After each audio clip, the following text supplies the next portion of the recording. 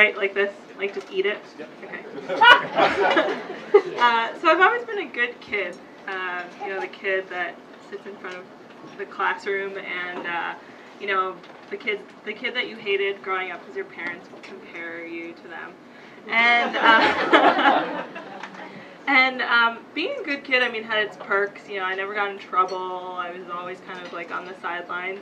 But there was always a lot of pressure too. Like, I feel like there was one time when a lady came up to me and I was 7 years old and she was like, "You're going to be a great mother." I was like, what? I don't even know what that means. Like, how does another person come out of my body? Like, okay, sure, thank you. And so I pretty much carried this good kid vibe all the way into college. And in college, I was an RA, a resident advisor, so like an old person in a college kid body. And I had a group of kids in my hall, really great freshmen, who I kind of wanted to pass this good kid MO onto, but all the while secretly jealous that they got to frivolously experience college, go wild, while I had to be this responsible mom, you know, like waiting when they came home.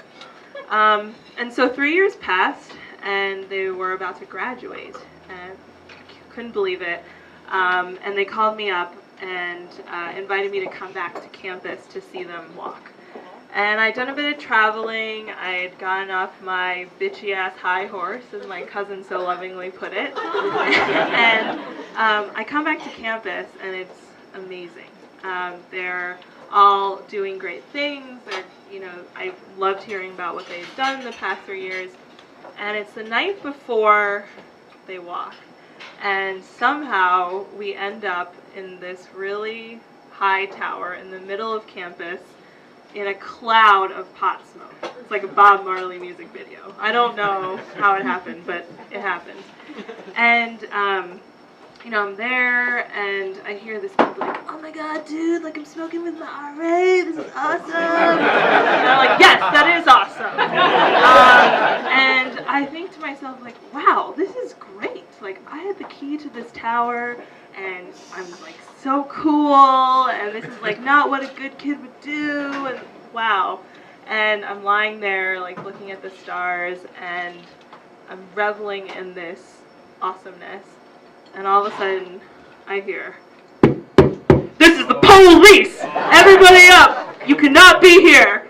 And I just freeze, and I look over and I see these kids, and it's like a PBS, like, starving children montage. Like, their eyes were just, like, oh. And I just hear their, like, dreams just shattering. Like, their hopes and dreams just, like, shattering like glass. And I look over, I'm like, oh, okay. And the cop is like, "Everybody out!" And he has his mag light, and he goes, "Except," and he points it over at me, and he's like, "For you." Oh my god.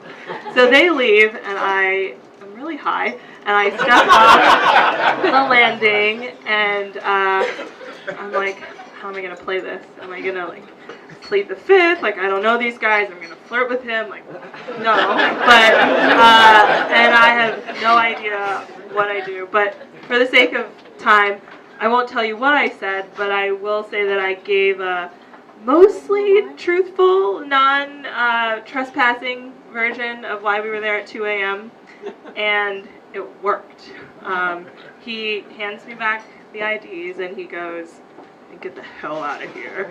And I just bolt down the stairs, and I see these kids, and they're shaking like in Oliver Twist. They're like, "Oh my god, I can't go to prison, I don't know how to do manual labor."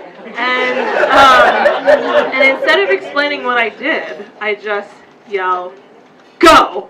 And we just start sprinting down the plaza from the tower to College Town, and I just started laughing uncontrollably, like that gut-wrenching, like pee your pants laughing.